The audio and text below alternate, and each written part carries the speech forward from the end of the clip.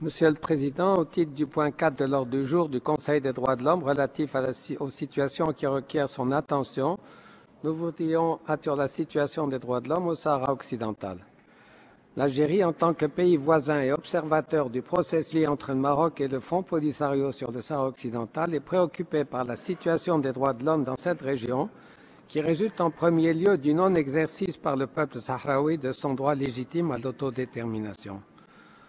France Liberté ne cessera jamais de soutenir, répéter, que le Sahara occidental continue de figurer parmi les territoires non autonomes, alors que le Maroc ne figure pas sur la liste de puissances administrantes.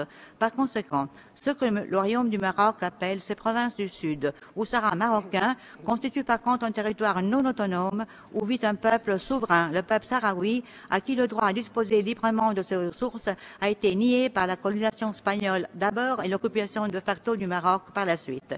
La violation du droit des peuples à l'autodétermination est en soi une violation de l'ensemble des droits de l'homme. C'est pourquoi nous cesserons d'insister sur la nécessité d'inclure le droit des peuples à disposer d'eux-mêmes et son application aux peuples assujettis à une domination coloniale ou étrangère ou à l'occupation étrangère dans le programme de travail du Conseil des droits de l'homme.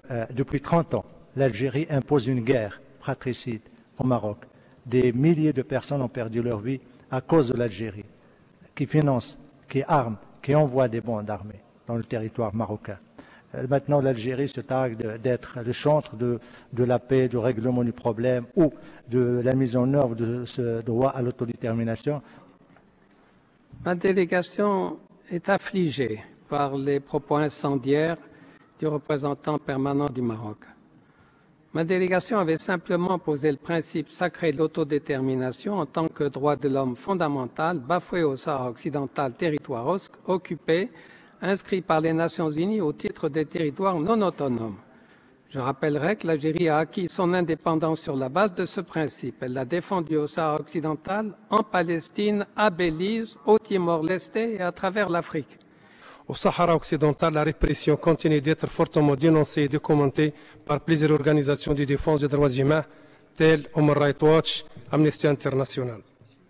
Depuis quelques mois, les dépassements contre la population sahraoui sont plus intenses. Interdiction de sortie vers l'étranger, comme pour les 6 jeunes sahraouis qui ont été empêchés le 6 août dernier par les autorités marocaines de se rendre à Londres pour participer à une conférence à l'initiative de l'organisation Talk Together.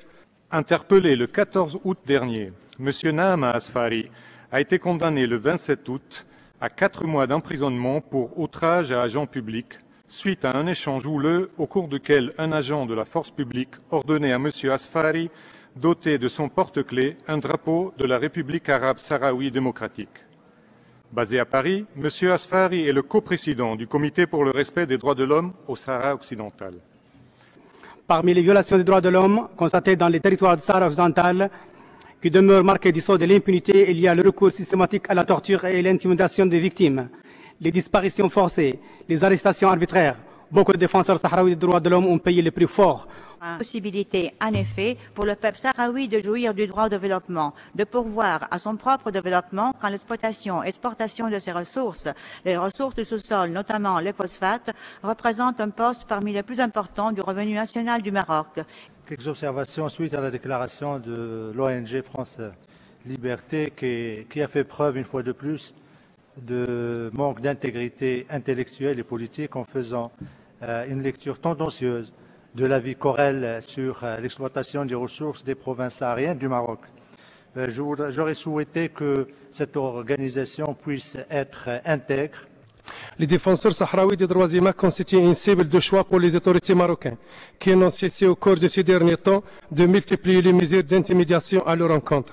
L'État marocain persiste à violer de manière flagrante et systématique la liberté d'expression du peuple sahraoui, dans un seul but, nier au peuple sahraoui le plein exercice du droit à l'autodétermination.